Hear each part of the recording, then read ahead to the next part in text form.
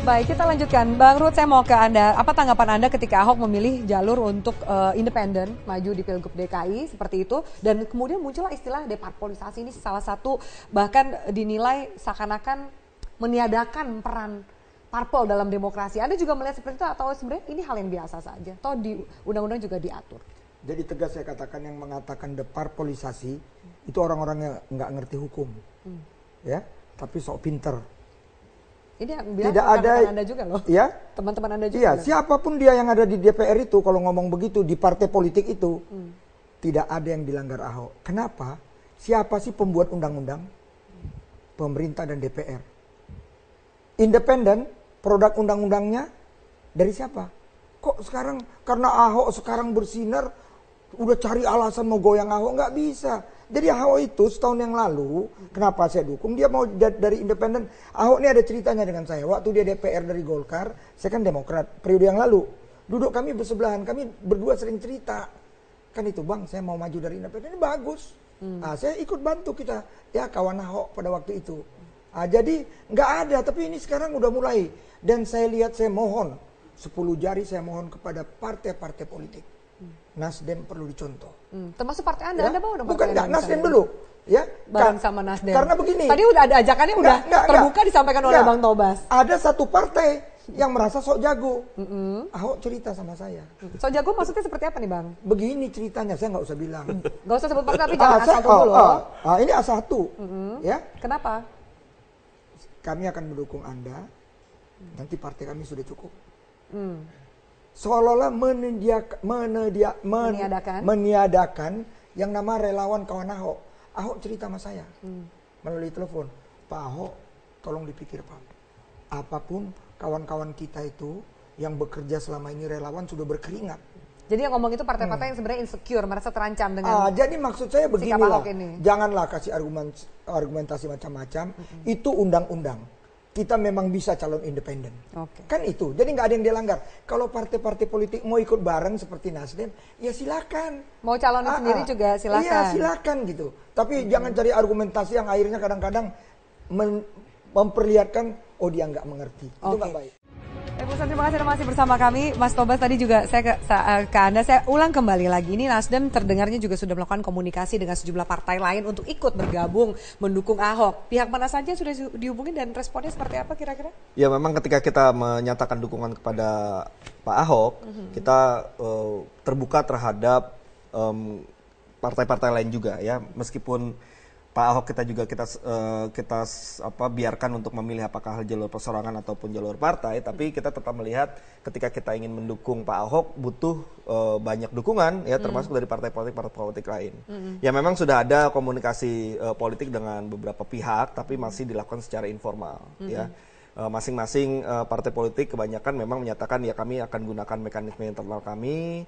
Jadi tunggu dulu dan sebagainya. Tapi menurut kami waktu ini terus berjalan ya.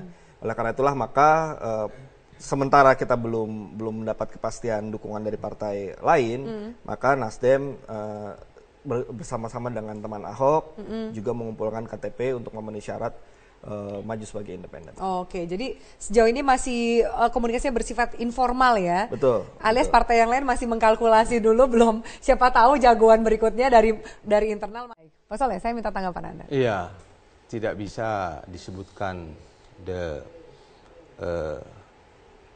parpolisasi ya. Parpolisasi karena memang instrumen hukumnya ada. Ya. Di dalam Undang-Undang Nomor 8 Tahun 2015 itu kan jelas gitu ya, bahwa untuk menjadi pimpinan dari gubernur atau bupati kota Madia itu bisa diusung oleh partai politik, bisa oleh perorangan, kan begitu kan? Instrumen hukumnya ada. Hanya yang menjadi persoalan terkait dengan partai politik ya, kan biasanya partai politik ini ingin mengusung, bukan hanya sekedar mendukung, kan begitu. Makanya saya katakan tadi, kalau saya atas nama Partai Persatuan Pembangunan berusaha sedemikian rupa untuk bisa mengusung kader sendiri, kader atau orang yang memang memadai untuk dicalonkan, kan begitu, kan begitu. Oleh karena itu, menurut hemat saya persoalannya bukan itu, bukan itu persoalannya. Persoalannya adalah partai politik ya yang selama ini dianggap instrumen utama dari sebuah demokrasi, kan begitu, ternyata mendukung yaitu terhadap calon independen yang dia tidak mau menggunakan partai politik sebagai pengusungnya, kan begitu. Itu masalah buat Anda? Oh, buat saya itu dari perspektif saya sebagai berarti saya anggap dia tidak membutuhkan partai politik, kan begitu. Iya. Kan begitu. Dan Anda lihat bahwa itu kan sebenarnya sah saja. Tapi tidakkah kemudian, maksud saya gini Pak, ketika kemudian ada orang yang punya menjadi salah satu kandidat kuat dalam sebuah pemilihan kepala daerah dan dia tidak memilih partai politik, bukankah kemudian itu menjadi kritik bagi partai-partai dengan yang kalau dikatakan ini kan dikuasai hanya segelintir orang saja, tidak mendengar aspirasi masyarakat. Bisa itu sebagai sebuah kritik terhadap partai politik, kan, ya. Tetapi bisa juga kan begitu kan, kalau memang dia itu dekat dengan hati rakyat dan politik bisa menangkap itu, apa salahnya politik yang akan mengusung itu? Jadi bukan hanya sekedar mendukung, tetapi mengusung. Kan begitu. Lah, P3 dalam hal ini akan mengusung. Oke, akan mengusung. Akan mengusung. Okay. Lah, kami ada mekanisme seperti yang saya katakan tadi. Nanti panjang sekali mekanismenya. Ya. Oke, kapan kira-kira ada target untuk mengumumkan? Kalau dalam hitungan politik satu tahun, 1,5 tahun itu kan waktu yang juga nggak terlalu panjang, Pak. Di internal kami itu ya, di situ ada majelis syariah, ada majelis pakar, ada dewan pimpinan pusat, kan begitu. Dan semuanya itu harus berbicara secara komprehensif untuk memutuskan ini yang kita ambil. Oke, kan itu kita nantikan berarti tidak boleh dari P3 seseorang yang mengatasnamakan dirinya sebagai ketua lalu menunjuk si A, si B, tidak bisa. Oke, tidak bisa. Alias partai yang lain masih mengkalkulasi dulu, belum siapa tahu jagoan berikutnya dari internal maju. Sama seperti dari P3 mungkin. Ya. Dengar-dengar Lulung sudah diajukan oleh partai Anda?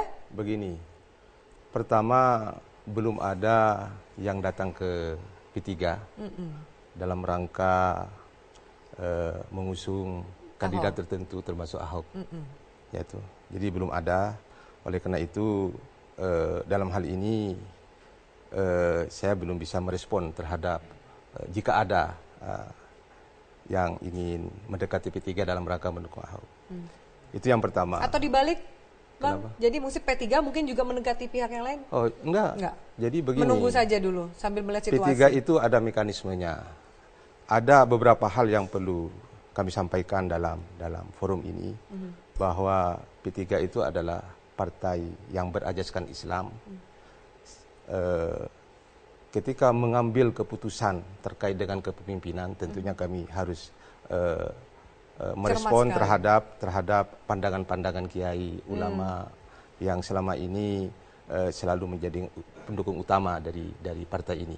Tetapi terlepas dari semuanya, sampai sekarang... Atau dirasa hal itu yang menjadi berat untuk P3 mendukung Ahok? Bukan.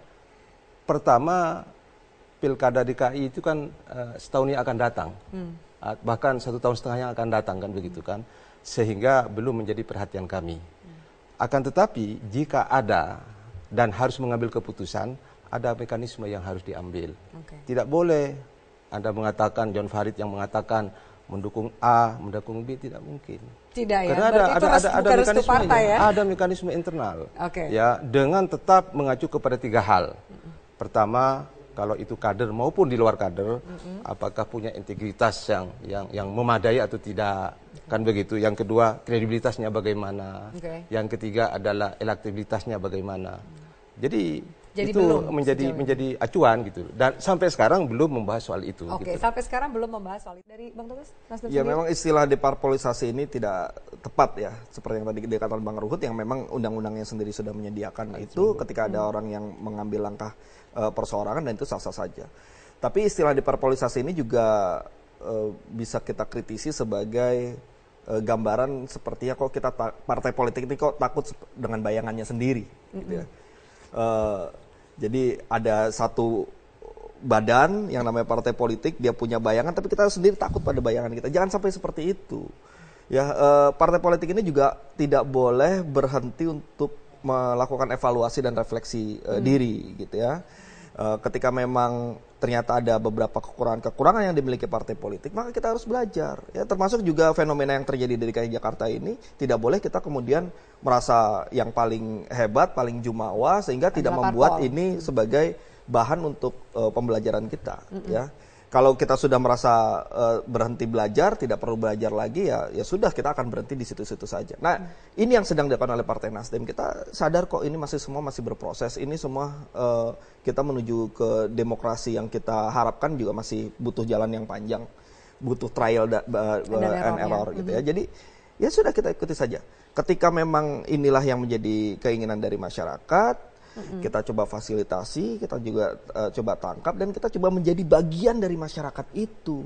Jangan kemudian seolah-olah ada dua atau itu tantangan dari komunikasi Nasdem ke partai-partai yang lain, bahwa banyak partai yang takut bayangannya sendiri. Itu yang ingin kita juga sampaikan kepada teman-teman partai politik lainnya. Ayolah kita coba untuk memperbaiki keadaan politik ini, memperbaiki kepercayaan masyarakat kepada partai politik dengan cara mengambil sikap yang lebih fleksibel. Atau mungkin tidak semua partai siap dengan tanpa syarat yang dimiliki oleh Nasdem. Nah, itu masing-masing partai politik tentu punya pendiriannya masing-masing. Tapi memang partai Nasdem ini sejak awal sudah ingin mengetengahkan hal-hal yang baru, ya, seperti dukungan tanpa syarat, kemudian dukungan politik tanpa mahar, dan sebagainya. Ya, jadi itu memang kita coba perkenalkan. Yang mudah-mudahan itu menjadi kontribusi yang baik bagi demokrasi dan dunia politik. Oke, baik. Kalau Demokrat ini kursinya juga cukup signifikan, 10 kursi sama seperti P3 di DPRD DKI. Bukan 10%, 10 kursi. Maksud saya. Ya, biar kita rada enak, kita ucapkan selamat dulu kepada Bapak Presiden kita. Mendapat cucu baru, ya. Cucu pertama, ya. Pak Jokowi dan Ibu Negara, Ibu Iriana, selamat dapat cucu baru. Mungkin sekarang lagi di rumah sakit di Solo. Putra dari kita tahu pengantin tahun yang lalu, ya. Jadi selamat kepada Bapak Presiden kita. Oke. Kaitan dengan ini, saya ingin katakan begini. Demokrat itu partai yang ketua umumnya Pak SBY. Orang yang sangat melangkah, harus terukur, ya. Dan kami kader-kadernya ada di lapangan. Saya kebetulan karena selama ini jujur saja, kan banyak mau maju, tapi yang udah firm maju itu Pak Ahok. Yang lain belum kan? Nah, saya lapor ke Pak. Yang lain kayaknya udah deklarasi, ada nama lain, ada belum, ada Yusri, ada Yaksa Daud. Belum ada yang mau maju karena semua begini, terpaku dengan Maung Bandung. Ingat, saya dengar Ridwan, semua menunggu apa Ridwan atau tidak. Jadi sampai sekarang belum ada. Baru satu Ahok. Saya lapor kepada ketua umum saya, Pak SBY. Pak Ahok kawan saya sudah Pak Inca Sekjen udah berbicara, kita ada rencana mau ketemu makan malam. Kan begitu. Apa? Wah, itu bagus sekali. Buka komunikasi sama calon-calon gubernur. Kan calon baru Pak Ahok. Buka komunikasi dengan Nasdem juga nggak, yang jelas-jelas sudah mendeklarasikan? Udah, saya bilang Nasdem kan baru kemarin. Saya udah bilang, saya udah setahun sama Pak Ahok. Ahok itu sahabat saya, kebetulan ibunya anak Medan. Tapi komunikasinya kan ini kan sesama partai pasti enggak kan kalau Nasdem kan partai. Ini baru Ruhut Sitompul. Oh gitu. Secara pribadi aja nih. Secara pribadi. Ya, saya secara pribadi, dan perlu saya sampaikan bahkan dari ketua umum saya Pak SBY saya laporkan juga saya akan membawa ketua OKK saya Pak Pramono Edi Wibowo. Jadi kita udah berapa kali ada rencana ketemu tapi baru saya. Tapi kita akan ketemu dengan Pak Ahok. Arahnya sinyalnya Demokrat gimana? Dari ketemu kan udah 1 tahun lalu, sinyalnya harusnya lebih bisa terbaca dong nih. Kalau ini baru, saya yang udah 1 tahun. Ya, ada kacamata Anda sekarang Demokrat ini arahnya seperti apa? Ahok ini. Iya, kita lihat. Kan kita juga ada kader, kita hormati dulu kader kita, tapi saya katakan tadi Pak SBY itu terukur, Bapak itu mau kita kalau mau maju, ya kita lihat-lihat, jangan maju untuk kalah. Majulah untuk menang. Kalau memang kita nggak punya kader untuk itu, apa salahnya kita mendukung?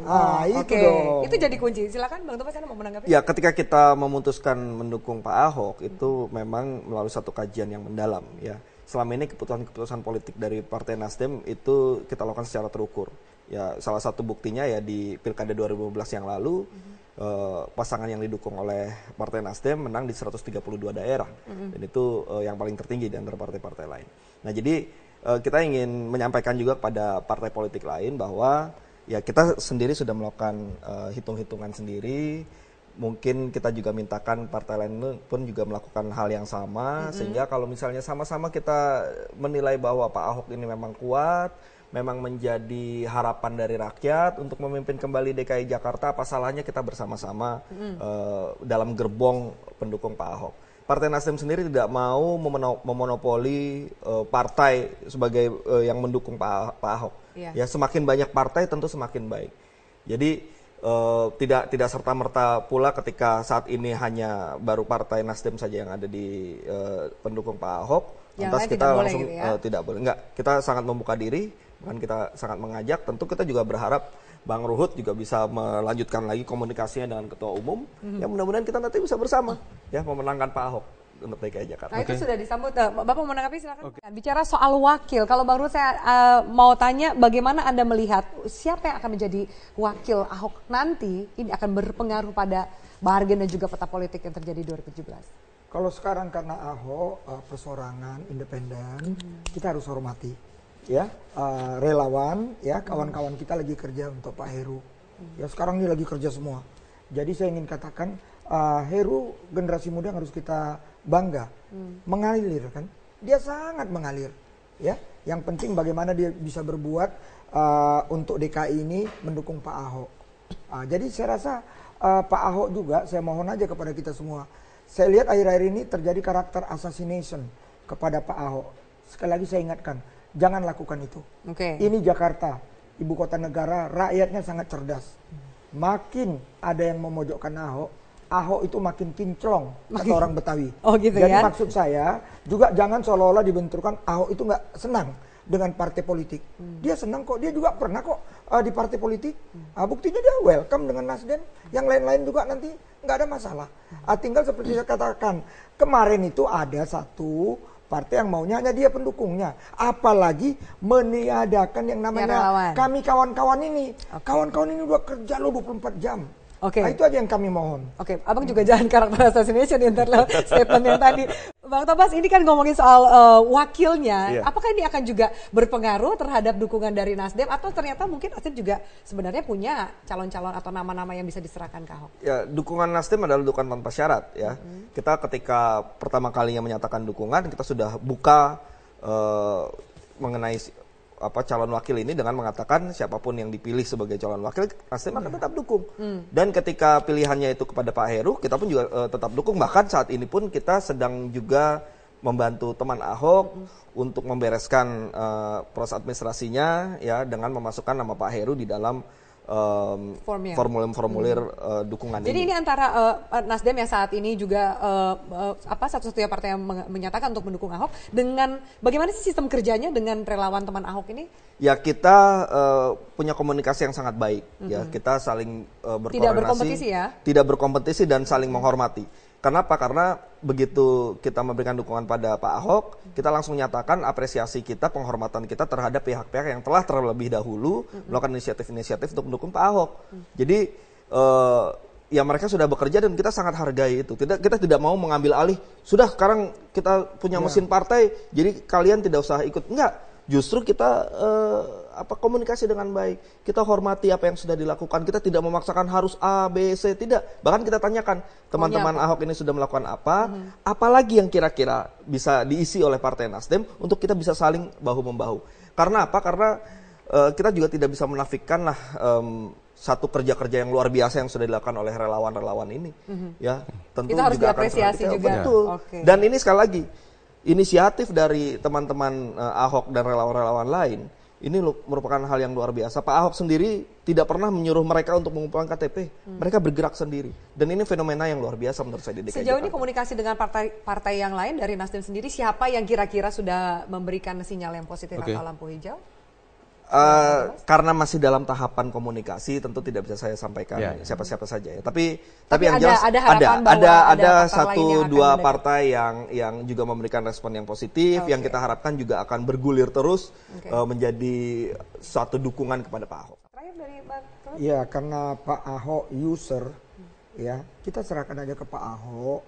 Dia maunya siapa yang menjadi pendampingnya wakil gubernur. Perlu tidak Ahok yang juga sedikit maju melakukan minimal komunikasi juga ke partai-partai yang lain?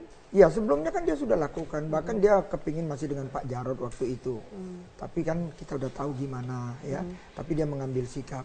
Jadi memang perlu di Jakarta ini dipimpin orang yang model Pak Ahok kok. Siapa yang kira ya ketemu slogan penuh ini, kali jodoh yang berprestasi, belum lagi hal-hal lain. Abang tuh juru bicara Partai Demokrat loh, ini berarti juga kalian juga mengisyaratkan bahwa Demokrat arahnya ke sana gitu. Ada kan kayak tadi memberikan banyak pujian sekali kepada Ahok. Sampai sekarang calon itu yang jelas baru Ahok. Yang lain itu masih maju enggak. Demokrat juga jangan maju enggak. Ya, kalau kami kan jelas ya. Silakan maju, nanti aku buka komunikasi.